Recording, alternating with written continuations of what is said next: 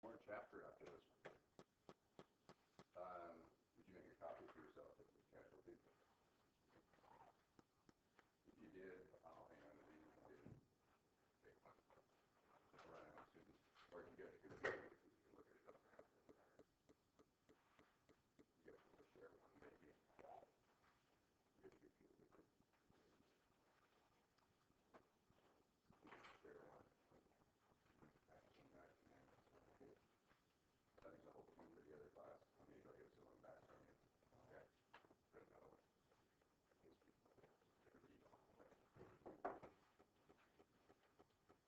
Okay, what I've got here, these I told you were out of a Accounting 102 book that we use Garrison. A really good book too, which you are going to use for Accounting 102 thing. I bet they didn't change it. Anyway, there's a cash flow chapter in there, and that won't be covered in that class. It's covered in this one. And here is two different problems, and the answers are on the back. Okay? So first we've got the problem. Don't read the answers until after you work it, obviously. And then, but anyway, you can work in them. See how you did? This sort of thing. And what I thought we'd do is today work on. Did you give these a shot? How many of you tried these, or at least one of them? I suggest that you do. Oh, well, yeah, well, would have made it go so much easier for you. But that's fine. I know there's lots of things you're working on, so do I. Got to get everything done, right? Here's the deal. Semester's going to end whether you finish it or not. Right, guys? Whether you get the work done or not. So the thing to do is, of course, get the work done. And you get a break. Okay? So you just view it that way, and your career is going to become like that, too. I mean, there's just all kinds of things. I worked about 8 hours yesterday, and I'm old for the nonprofit, right? But we're asking for a grant for $50,000, and if we don't get it in by the 8th, we don't have a chance. And if we don't write it well, we don't have a chance. So 4 of us are working on it. So guess when we had available to work? We did it online, right? And back and forth. We're not done. Right? Keep working on it. So do that tonight, huh? Right? Got it, guys? So that's what we do, right? And you get, I'm not getting paid for that, but you get paid, right? You're going to get paid well, but it'll work. Did you see the new scandal with the Panamanian tax shelter banks? You know, the law firm. You seen that one yet? What was it? Over 1,100,000 documents, agreements that somebody hacked in and got. The Prime Minister of Iceland, the country that went bankrupt, you know, in the big scandal with the subprime loans, banks going broke. You guys know about this yet, do you? Anyway, it did, and he apparently has money in what's probably illegal bank accounts. It's not technically illegal in most countries to have your money stored offshore. It is illegal not to pay taxes on earnings that you hide and use, right? They haven't said anything about the U.S. yet, but they've said a lot about people in other countries. China's premier, or whatever they call them, you know, their head honcho. Russia's, Putin, you know who that is, right? Anyway, both of them are implicated in this, you know, through not them personally, but people who, you know, are their best friends type of thing, or in their cabinets. So nobody from the U.S. yet. Maybe we use some other country, huh, for our folks. But anyway. Also, we got our taxes low enough on capital gains down to 15%. It's not worth it. It's cheap. Right? If you're in a country where they're paying 40% tax, right? Maybe it's worth it to cheap risk getting caught. They never thought they'd get caught. Sort of like the Swiss bank thing, you know, where nobody ever finds it out. The computers now, we find out, right? Hackers. So hackers aren't a totally bad thing. It's a mixed bag. Anyway, so yeah, when you're done with all of your coursework for this semester, over your break, you got to check that stuff out. It's really very, very interesting. Very interesting. A lot of international intrigue going on. They'll be making movies about it, probably. It's the next go-around. Okay, let's see if that works. There we go. Back again. All right, so let's do a cash flow problem, huh? You know what? These are really, really easy. For those of you who just came in, grab somebody sitting next to you or around you and look at theirs. He's got one. Right? And then somebody can give these back to me, would you please? Or if you put it on, maybe. If you printed your own, that's all right. What happened to you guys? Earlier on, you guys were all, you know, getting those quizzes off and pulling them out and working on them. And what happened? You guys burn out? So once, it's over, right? I doubt it. What's that? I know, our other classes, but didn't I tell you guys that the first day? I said you're going to really like me because I spread the work out throughout the semester instead of having it all at the end. Imagine if I waited for half the semester to get started, like all your other professors did. Oh, I'm sorry, I put that up page. Right? But a bunch of them did, huh? Well, just read this stuff and think about it, read this, and you come in, you sort of chat about things, and then all of a sudden, shit hits the fan, right? I mean, it's just a disaster. First you have a midterm you flunk, right? And a paper due that you don't have done properly. And then they tell you you're getting an F in the class, and then you start working for the second half of the semester. Am I right? Or maybe the last third. Because they're going to be like, yeah, I've got 5 classes like that. No, only 4. You got this one too. Am I wrong? You don't have that situation. Everything's under control. No comment. They're wondering, which one is he talking to? The guy in the middle. You don't have that. Not this semester. I don't know what that was. Oh, you learned last semester, yeah. Maybe that's the idea, though, is we're trying to get you guys to be self-motivated and self-starters and stuff. So we just let you bury yourself and then take off. By the way, I promise I'll do that in every upper division class. I will let you do whatever you want to yourself, right? You can do nothing, and, you know. So like now, I actually have some students every once in a while in upper division classes that skip tests and stuff on purpose and add it to their final. I had a guy once that the final was 100% of his grade. And he got a D- too. It was pretty good. I was impressed. It was pretty impressive, don't you think? And you know what? He never came back and took the class again. He just changed the major. Something else. Yeah, he's gone. Yeah, anyway. Nice kid. Real nice kid. So anyway, he had other things to do. It's all right, you know. We make choices in life. I love having a free country. You can start over and over and over again. Many times as you want. It's all right. Okay, anyway, why don't we do 1610? By the way, 1612, the second one on that sheet, those 2 sheets, looks different, but it's the same thing. Who cares what the problem looks like? I kind of like using 2 different ones here because they look different. Don't panic if it looks different, so what? All right, all we're doing with the cash flow statement is analyzing cash. We are doing this. I'm not kidding. Cash. This is the beginning balance. I bet you guys know this. This is the ending balance. This is all of the cash in. This is all of the cash out. Am I right? We're going to write that down on a sheet of paper and call it a cash flow statement. So you call those like things like receipts and... Well, you do. You don't call it in and out, but that's what it is, right? Yeah. Cash came in, cash went out. Cash receipts, cash disbursements. That's it. I'm not kidding. So remember that. This is the only statement you're going to have where you know what the answer is before you start. Don't you like it? Remember in math classes when they gave you the answer, you know, when you're trying to learn how to do it? Give you the answer before you start and you keep working until you got the answer? Here you're going to know the answer before you start. You take the beginning cash, right? Subtract it from the ending cash and you know how much cash changed.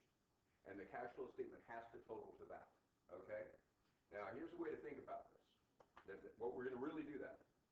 You guys know what a balance sheet is? I know you do. And you guys know about an income statement. We did all kinds of journal entries to create these statements, didn't we, guys? All kinds of them.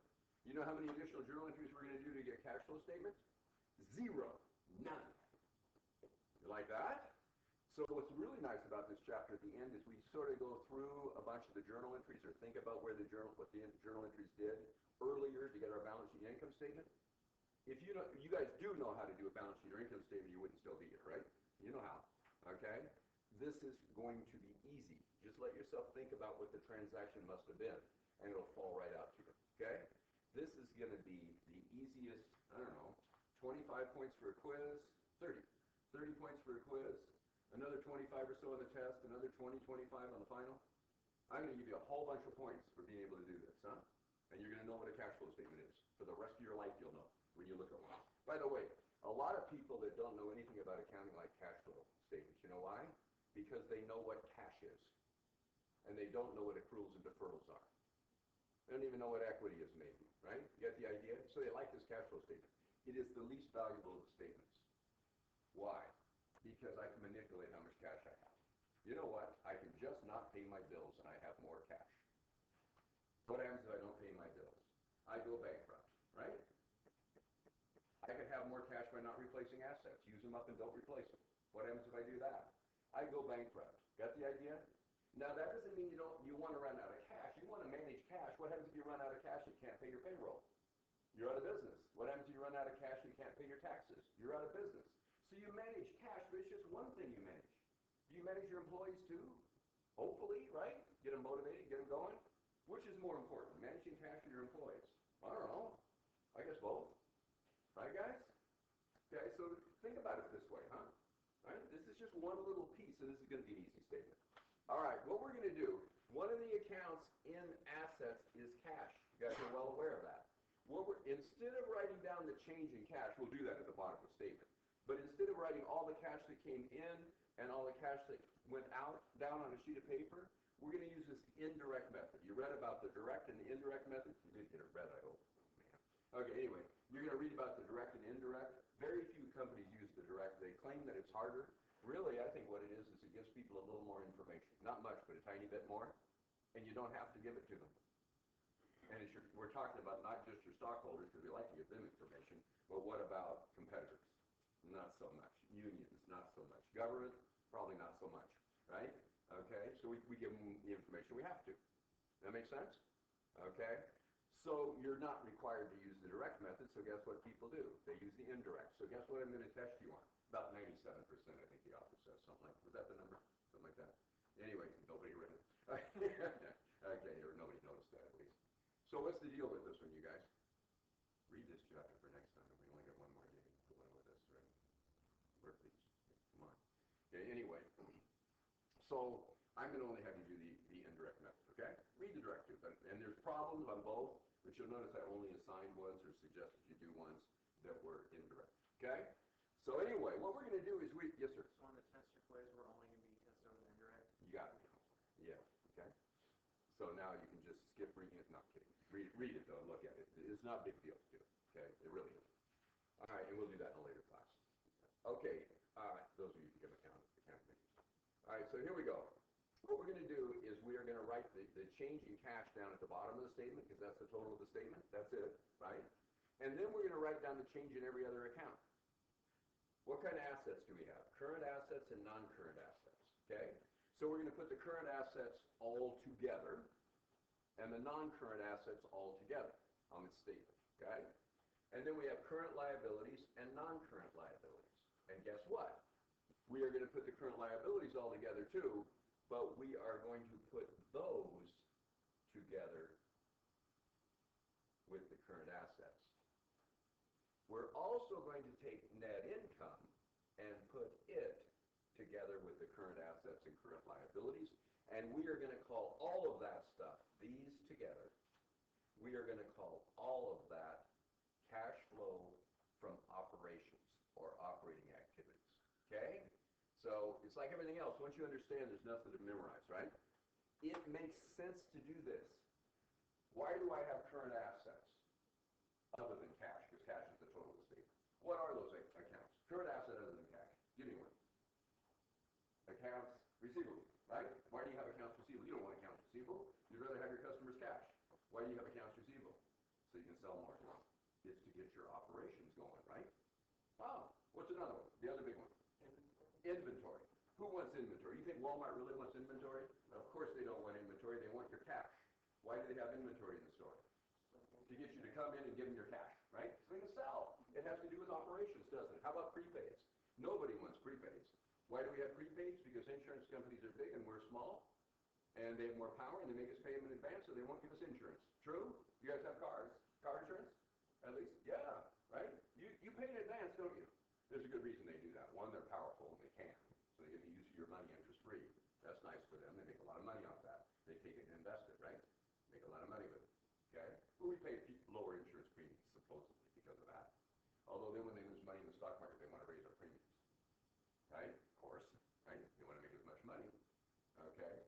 What's the other reason they do that? How many of you would pay your insurance premium after the year's over and you did not have a wreck? You wouldn't like that, would you? So like when you go to McDonald's, after you eat the Big Mac, would you pay for it now? No, you're ill now. That's why they get cash in advance, right? Okay? And after you get your fat fixed, you don't want it anymore. Yeah. Awful stuff. Okay, anyway, awful good stuff. All right. So the reason we have all those current assets is what? To run our operations. Same with current liabilities, right? Accounts payable, salaries payable. Got the idea? Right? It's just, those we like because we don't pay any interest on them. Everybody good? Okay, so you put that stuff together and you call it cash flow from operations. Like it? Then what you do is you put the non-current assets all by itself, and we call it cash flow from investing activities. We're not talking about the shareholders investing in our company. We are talking about what the company invests in, right? They invest in land, building, equipment, other companies. Got the idea? This is easy, isn't it? Everything goes there, okay? All of those. And then we have one other section, which is going to be non-current liabilities, and I left off part of the balance sheet. What did I leave off? Equity. So we got non-current liabilities and equity, and we are going to put those two together. And what we're going to do is we're going to call this stuff, these go together. What we're going to call this stuff is cash flow from what?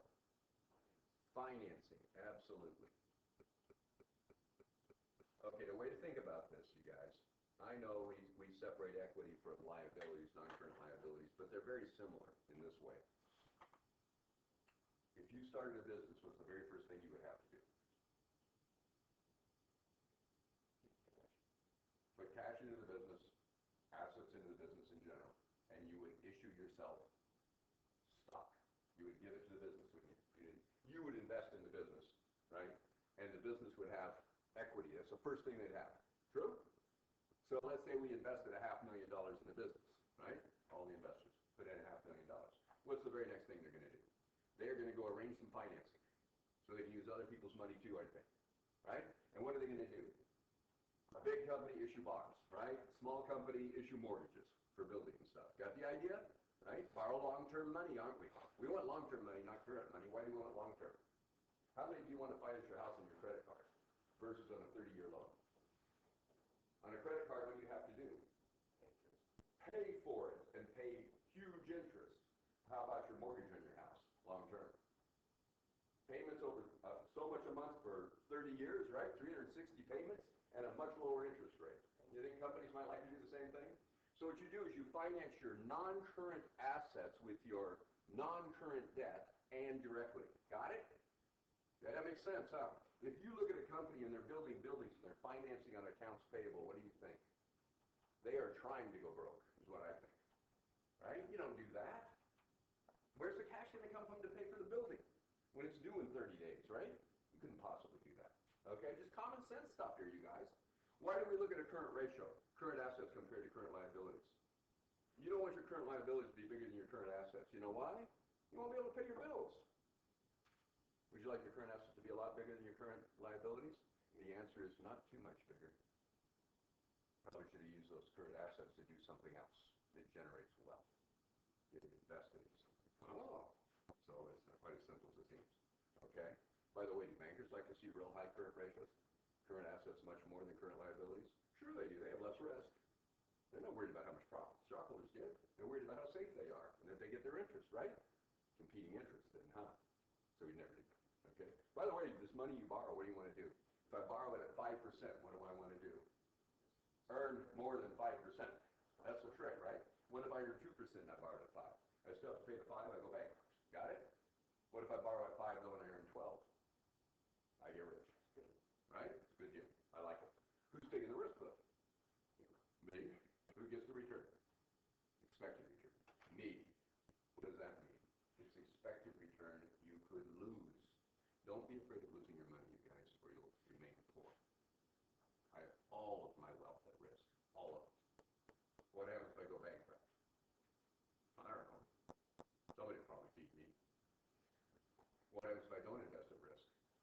I'll be poor in my old age. It's getting close now, right? I'm not old yet, honest. I'm not officially old until you retire, so I'm never retiring, so I can avoid it. I'm kidding. Okay, all right. That's the deal, you guys. That's where they go. Okay, one other thing. The investing and the financing, we are going to show both increases and decreases to accounts. So if I buy land, that'll be investing, cash flowing out to buy the land. If I sell land, that'll be cash coming in and I'll have less land. Got the idea? Why do I do that? Because those are huge numbers. You don't buy land 3,000 times a day, right? You think McDonald's buys land 3,000 times a day as big as they are? No. And they don't sell land 3,000 times a day. But do they sell hamburgers 3,000 times a day? Oh man, far more than that, right? Got the idea? Okay, so all the operations stuff, all we're going to show is the change. So for the current assets, I'll show change. For current liabilities, I'll show change. Because it's millions of transactions, so I just show the difference, right? The change. For investing activity, and guess what? Financing activity, I'll show both the increases and decreases. I already said if the land, I'm investing in land or buildings or equipment or something or other companies, I don't make very many investments and then sell very many. So, and they're huge transactions. How about in financing? How often do I issue a bond if I'm a big company? Maybe once a year, usually not even that, right? How often do I repay it? Well, you're making payments every once in a while, maybe on a serial bond, you read about that. Or it might just be when it's due at the end, huh? Right, guys?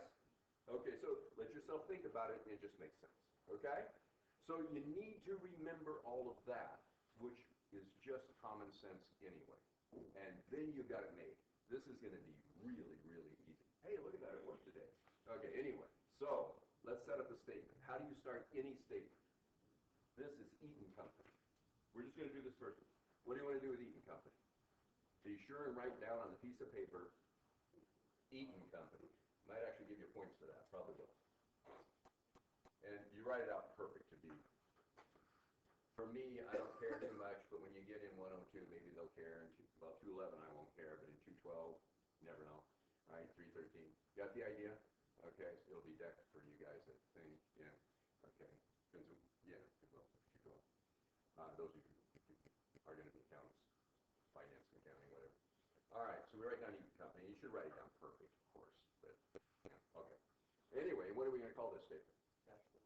You can call it a cash flow statement or statement of cash flows. I could care less. Okay. And of course, we write that out perfectly too. I don't care in a quiz, obviously. Save time. Review. All right, and then what? Is this, you know, on the balance sheet, it's a specific date, right? This is a picture of where you're at right now, because you never close those accounts, right, guys? So it's from the beginning of the company through that date, so we don't say that, we just say that date, okay? On the income statement, what is it? You close those every year, and therefore, it's for the year ended. Got it? That's good, right?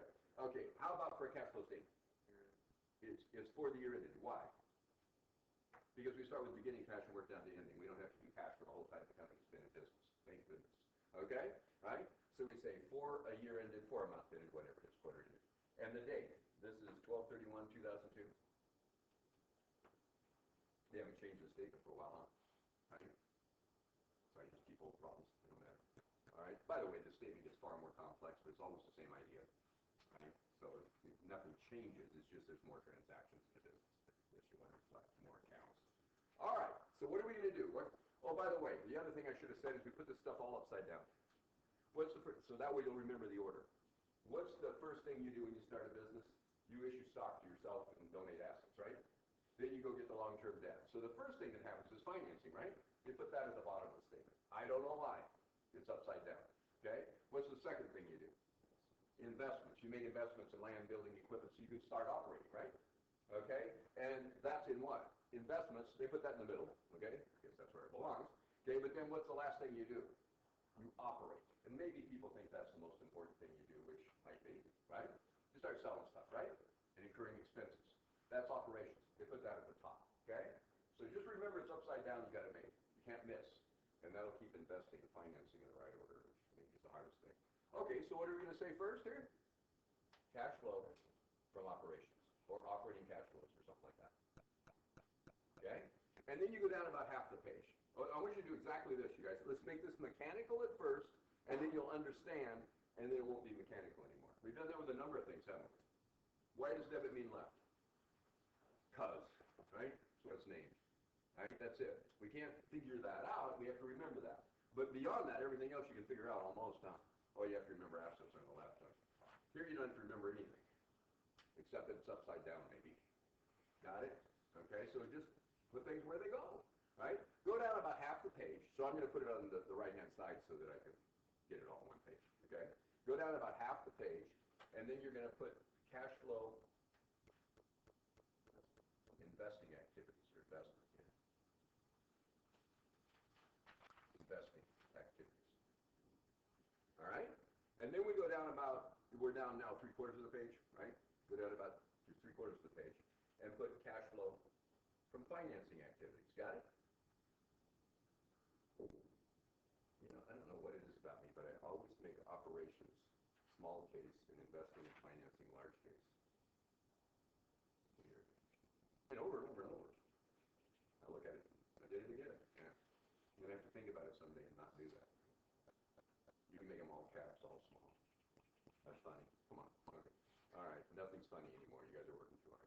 All right. Anyway, so what we're going to do is we're going to get a total from cash flow from operations, a total from cash flow investing, total cash flow from financing, and then we're going to add them up. And guess what that's going to be? Seeing as we did every account in the balance sheet except for cash, all of them are going to go here, right? I already said that in the last slide, right? So what's it going to total at the bottom? Cash flow from what? What's it going to be, guys? Okay, we're going to work down to the cash at the end of the year. What this is going to be is increase or decrease in cash, one or the other. Increase or decrease, it's a change in cash. And then what you're going to do is you're going to add that to the beginning cash. You like that? And if you take the change in cash and you add it to the beginning cash, what do you get? I think in my life, my world, I get ending cash. You know, what I started with, plus what I added, subtract is what I have at the end. No kidding. That's going to be the statement. So these three sections, operations, investing, and finance, are going to add up to the change in cash. Got it? Okay? What we need to do is make sure that we write down the change in every balance sheet account once and only once. What if you fail to write it down? It won't total up. What if you write it down twice? It won't total up. Got it? You do it once and only once. Discipline yourself to do that. You got it. Okay? I don't care which order you put things on this statement. It won't make any difference. If you put it there once and only once, you put it in the right place. Okay? And I won't worry too much about the order within operations or investing or financing. In real life, we put them in a kind of a logical order, you know, like the balance sheet and income statement order, kind of. But, you know, wherever you end up with it is fine. I'll find it. Okay? All right. So you know what's going on. Okay, good. So you know what we could do? We could take cash. Look at cash. What did it start at? Come on, you guys. 11. What did it end up? 4. What happened? Went down by 7. Right? I decreased cash by 7. So I just say decrease in cash, right? You don't have to say that. You just say decrease in cash. Everybody got it? So we know what the change in cash is. I know what the answer is before I start. What are those three sections going to add up to? -7. Got it? Okay, now put a check mark next to cash. I did it. I'm never doing it again. I actually have students write cash down twice. Why would you do that? Right? Don't do that. And then you know what? You can start with any account you want. Okay? What's going to go under operations? All the current assets, the current liabilities, and net income, because that's from operations. That picks up all the revenues and expenses, right? By the way, that net income is part of the change to what account? You close net income where? Retained earnings. Net income increases retained earnings. Net loss does what? Reduces retained earnings. So when I do net income, which by the way, if you happen to remember it, it's the first one here. Guess what? Net income would be I have more cash. You pretend it's all cash. We know it's not, because we know about accruals and deferrals, don't we? But we pretend it's all cash, okay? Because I'm going to put down the changes in the current assets and the current liabilities anyway, right? So I'll pick those up. Got it? Okay, so when I do the net income, what account am I analyzing, you guys? Retained earnings, of course. Right? What was net income? You just look at the income statement on this one. What is it? 56, is it? Net income? So if net income's 56, I have more cash by 56. Not really true, but we pretend that. Okay? What if it's a loss? Put brackets around it. If you lose money, you have less cash. Ultimately, you will. Everybody agree with that? It's common sense. Okay, but now that 56 would have done what to retained earnings? Increase it, of course, right? Okay? What do we start with in retained earnings? Because once I start doing retained earnings, I want to check off that retained earnings account now. So discipline yourself to do this. Otherwise, you'll write down the change in retained earnings, you'll write down the net income, and you'll also write down the dividends, and it'll be wrong. Okay? So what's the beginning retained earnings? 92? What's the ending retained earnings? 132. Now this problem, So there's the beginning, the ending, right, and there's the net income. This problem tells me what the dividends are, but do they have to tell me? I think I could probably figure out what the dividends are. What happened? 92 plus 56 is 148. There's 132 left. What were their dividends, you guys? 16? Doesn't it? At the bottom down there it says dividends for 16, doesn't it? Didn't have to tell me that. Of course it was 16, right? Okay, now I put on this statement the 56 net income. What else had I better put on to explain the change in retained earnings? You better get the dividends in there, right? The net income gives you more cash. What do dividends do to you? Gives you less. And where should it go? Who are you doing business with? Is this part of operations? No, it's not dividend expense. It's a dividend. It's a payment to the shareholders as part of the profit of the company, huh? So where does that go? Where does equity go? Under financing. Dividends paid. They only have to be declared. They don't have to just be paid. They could be declared. Okay, so how much is that? 16? Is that cash in or out if you paid them? I think it's cash out. Ta-da. Put a check mark next to retained earnings. That's one of the harder ones, huh? Let's do some easy stuff. Let's do all the current assets and current liabilities. You could have done this first. Just leave room for the net income. And we're also going to have some non-cash items on the income statement. These come after that. So leave a little bit of room, huh? So you can put them in sort of a logical order. Okay? So let's do the changes in all the current assets. And then let's do the changes in all the current liabilities. And let's just write them down. Only the change, because again, it's millions of transactions in a big company, thousands in a small one, right? I don't want to write all those down. I don't know about you.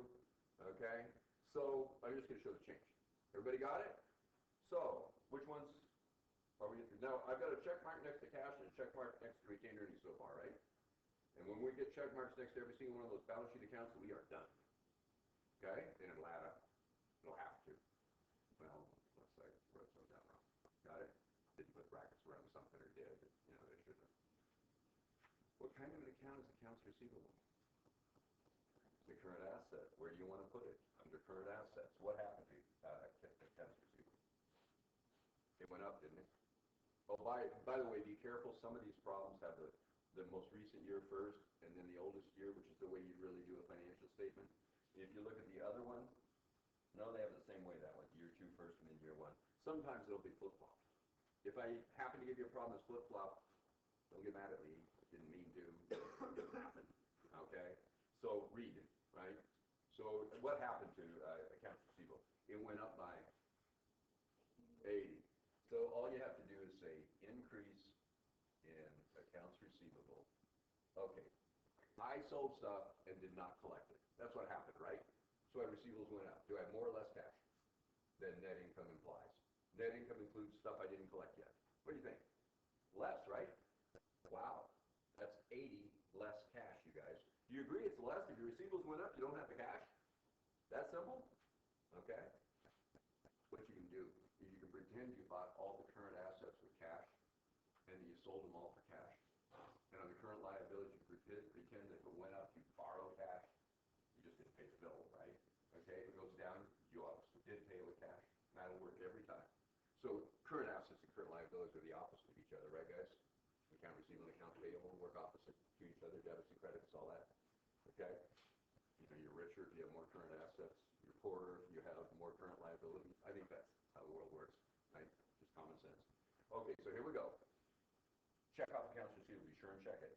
Inventory, current asset, right? Did it go up or down? Down. Decrease in inventory. And just pretend you sold it for cash. Really what happened is you got rid of it and didn't replace it, so your cost of goods sold are higher, right, than your cash out. That's what really happened. But anyway, sure. All right, so what is it, 35? Don't put brackets around that one, right? I have more cash because I didn't replace my inventory. What do you think about it? Okay? All right, prepaids? Current asset, right, guys? Okay, so put a check mark next to inventory. Prepaids went what? Up by 2? What'd you buy them with? Cash. So I have more prepaid, less cash. Oh, that's another important thing too. You are not writing down what happened to the current asset. You're writing down what happened to cash. Right? Even net income. Net income's positive. That gives you more cash, right? Okay? Accounts receivable went up. I have less cash. It's cash. Inventory went down. I have more cash. Got it? sure you know that you're doing a cash flow statement, right? Keep that in your head when you do this. Does this seem pretty mechanical to you guys? Yes, it is. There's no new information here. You could almost do this cash flow statement if they gave you a balance sheet and income statement for a company and gave you nothing else. You could get real close. When we get into the investing and financing stuff, you wouldn't really have all the information probably. This isn't adding very much, sorry. So why do we have this statement? Because people using financial statements really like it. They think it's really cool. It helps them run the business, they think. I almost think it's dangerous. There's a lot of people who read that. When I was working in public accounting, they'd read the cash flow statement and I'd go in and they'd say, how come I have more cash or how come I have less cash? How can I have more cash if I lost money? How come I have less cash if I made money? I'm like, oh my God. Okay, this is what a deferral is. This is what an accrual is, right? You didn't pay a whole bunch of bills. That's why you have more cash. Or you have a whole bunch of receivables and inventory because your business is growing. That's why you have less cash. Not a bad thing, right? It's a good thing. Your business is going crazy. That's why you don't have any cash left. Yeah, you manage the cash, right? But I'm not running my business so that I have more cash at the end of the year than I have at the beginning of the year. I'm running my business so I have more cash at the end of my life, right? The end of the business's life. Got the idea?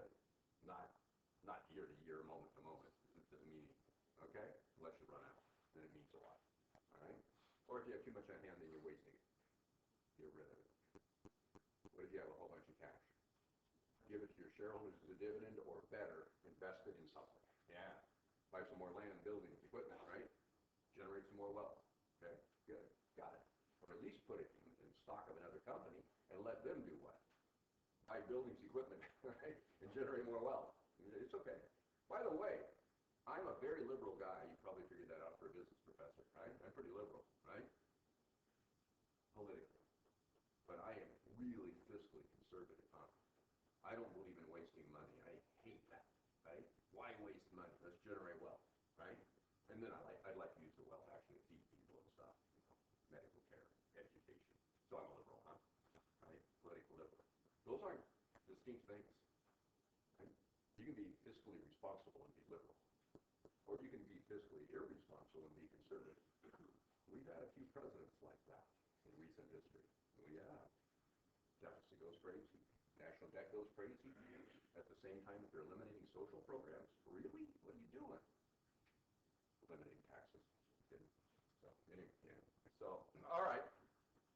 We're done with the current assets. You know what? You could skip down now to the current liabilities if you want.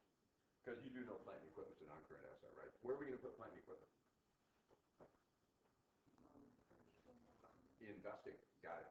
Investing. Right? That's where long-term investments are going to go too. Accumulated depreciation is also going to go with plant and equipment because it's a contra account that goes with it, right? So let's do the current liabilities first. Accounts payable. Increase or decrease? I think you borrowed money. For some reason, that one's a little easier to understand. I don't know. All right, what is it, 75? I have 75,000 more cash. You guys like it? Okay? Put a check mark. Accrued liabilities? Decrease, was it? By 10? What do you think, guys? I have less cash when I paid them off. Don't I? Accounts payable? That's going to go into financing, right? And so is common stock. And we already did retained earnings, didn't we? So you've got a check mark now next to accrued liabilities. So let's do one of the hard ones, okay? Plant and equipment, okay? Actually, probably the hardest one. Plant and equipment, right? And accumulated depreciation goes with it. And so, you know what? I know you guys know what these transactions are, though. I know you do. Just relax, right? How do we get more plant and equipment? What do we do? I think we buy it. We debit plant and equipment, don't we? And pretend everything was for cash, so it's credit cash. So I'm looking for that. I want to know how much cash went out to buy it, right? Do you also sometimes sell plant and equipment? Yeah. What do you do then? You debit cash and credit what? Plant and equipment, but you do something else, don't you? You debit what? The accumulated depreciation on it, don't you? And I heard loss. I like that. So I debit accumulated depreciation. You know, we'd get rid of the depreciation and the equipment, wouldn't we? Or the building and plant was building. Okay? Get rid of them both, right? All right. And then we'd have a loss or a gain. One or the other, right? Okay. By the way, where would the loss or gain go? it go in net income. So what I'm going to do is I'm going to add back the loss to net income to get cash flow from operations, or I'm going to subtract the gain. And that seems backwards, doesn't it? Adding a loss, subtracting a gain. But the reason is I want the cash that came from this transaction, from selling assets, under cash flow from investing activities. That's the hardest thing here. So we'll look at this, okay? And what's the other thing that happens with property, plant, and equipment, and accumulated depreciation? You debit plant and equipment when you buy it. You credit plant and equipment when you sell it. You debit accumulated depreciation when you get rid of an asset, when you sell one, right? So these two here kind of go together, don't they, right? Okay, and then they're both in this transaction right here. Okay, then what? How do you get more accumulated depreciation? You credit it, of course, but what do you debit when you do that? Come on, you guys. Credit accumulated depreciation, debit what? Depreciation, allowance for doubtful account. That's bad debt. Okay. Depreciation expense? Yeah, okay.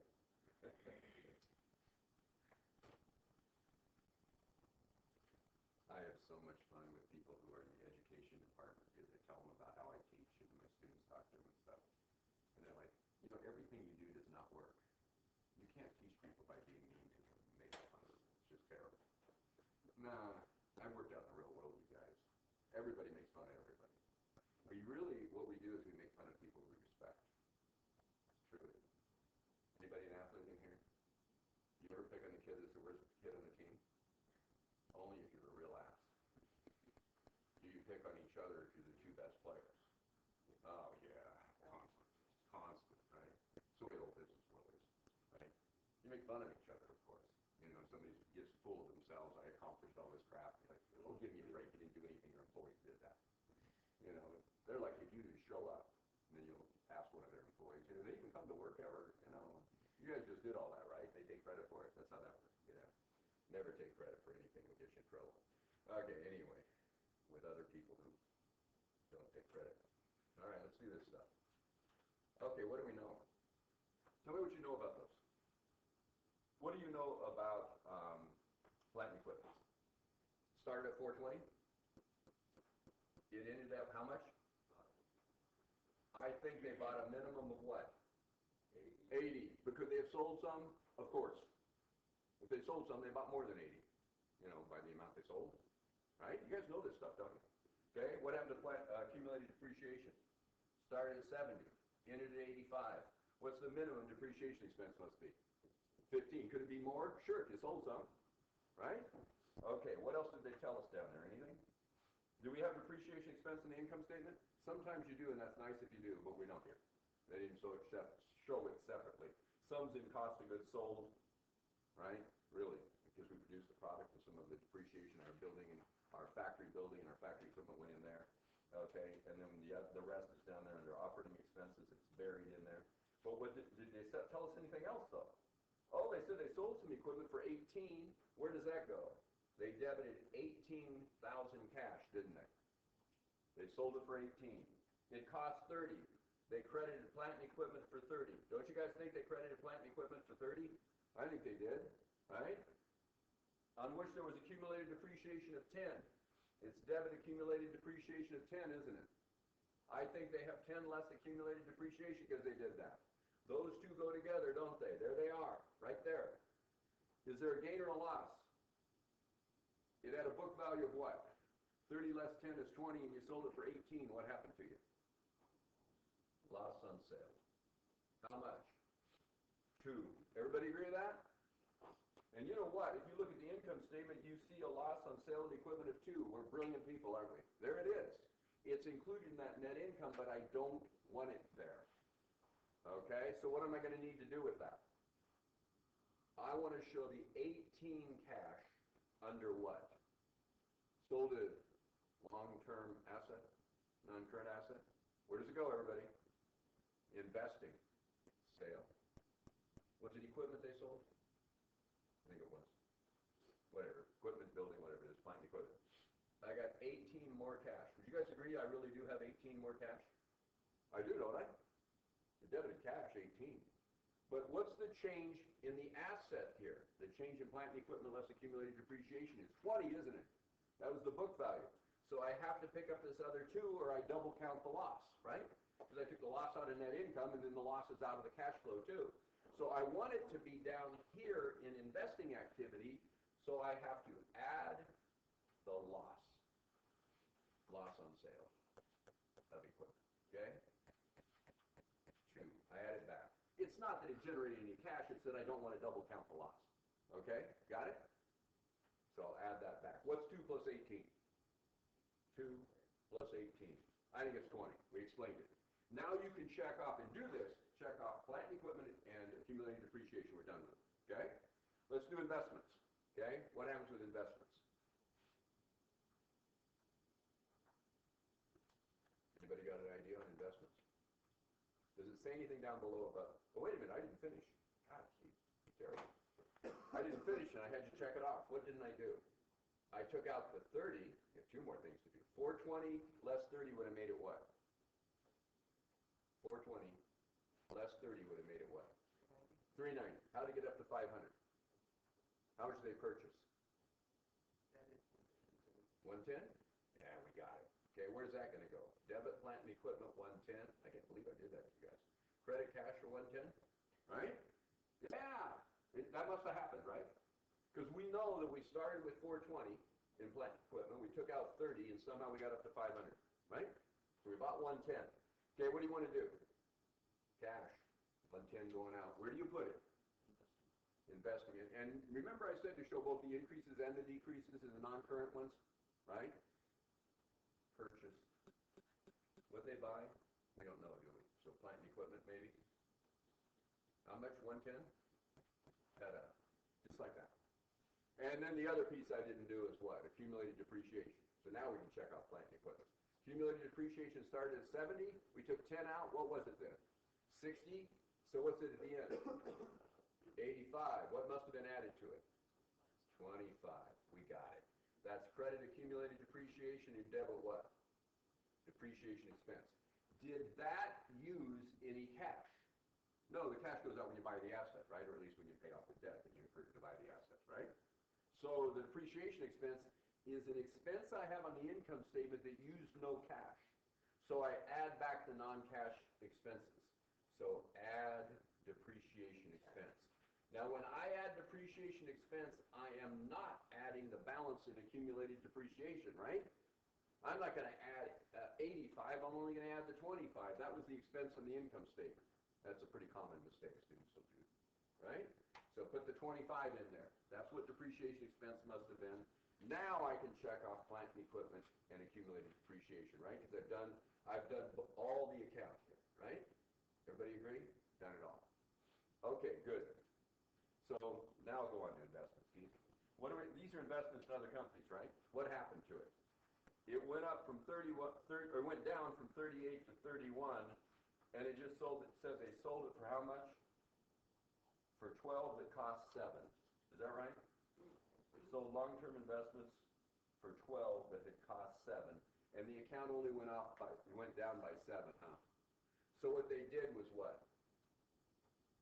Debit cash for 12, credit long-term investment for how much? 7, was it? And what would you have then? 5 of what, everybody? Gain on sale? Am I right? And look at the income statement. Do they have a gain on sale of investments of 5? Yes. Got it? It is a non-operating. Okay? All right, so what do we have to do with that one? Where do I want to show the cash? This is a long-term investment. Under cash flow from investing, right? Sale. I heard him say it there. That's fantastic. Sale and investments. How much? 12. More cash, right, everybody? Debit cash. But then I only want to explain the change of 7 in the account, don't I? So what do I have to do? Deduct the gain on the sale of the non-current asset. By the way, we could also do long-term liabilities in there. If you had gains and losses like retirement of debt, remember that? Retirement of a bond, you'd have a gain or a loss. You'd have to put that in there too because it's non-current hitting the income statement. I won't do that to you. I won't give you one of those. Okay, so what do we got? 5 gain to add back. What's the difference between the 5 gain and the 12 cash that we put in over here. Deduct 15. By the way, what if I fail to put brackets around something? What will I be off by? Double that amount? You add it up, right guys? Still debits and credits. Okay, so what's 12 less 5? So 7 we were going to explain, right? Okay, we only got one more thing to do, or two more things. Bonds. 3 more things. Bonds. What's the deal on bonds? It says nothing down below, right? And they went up by how much? 25? So I guess they didn't retire any. If they retired somewhere, we could put it financing cash out. What if bonds increase? Financing cash in. So what's this? Issue bonds. Oh. How much was it? 25. I have 25 more cash. Okay? Deferred income taxes. Just treat that as a long-term liability if you want. We'll talk about this next time. Journal entry with it. Now, let me do one more before you go, if you can. Okay? Deferred income taxes. If it went up, just treat it like a long-term liability for now. What happens? You can put it either under operations, like the author does, or you can put it under financing. There's a long-term debt. It's long-term borrowing of the federal government. Okay? Increase in deferred income tax payout. Right? We'll talk about this next time. What is it? 8? You can put that there, or again, you can put it over here under cash flow from operations. And then the only other thing we have is common stock. And what happened to common stock? This is a weird one. Where is it going to go? It's equity. Where do you put the changes in equity? The increases and decreases? Under financing, right? So is this issuing common stock? Now, what is it? You retired it. It's like you bought back treasury stock or something, right? So retire common stock. How much is it? Went down by 40, did it? Put brackets around it because it would be debit common stock and credit cash. Okay, add all those up. Get your total for operations, cash flow from operations. Get your total cash flow from investing.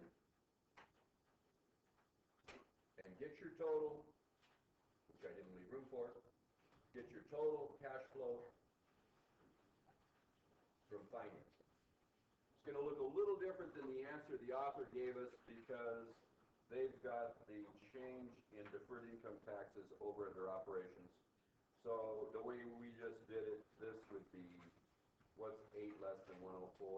96. This would be 96,000. This would be 80,000 negative. And this one would be 39. Increase in deferred, no, the other way.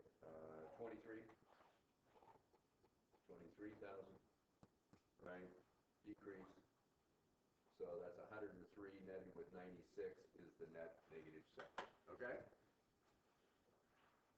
See you guys. Piece of cake, huh? Actually, I can do it. It's really easy. That's why I wanted you guys to do this before I started. Sort of understand?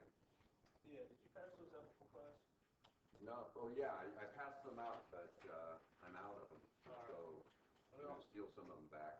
It's online. It's in Moodle. I look at 10 of them hoping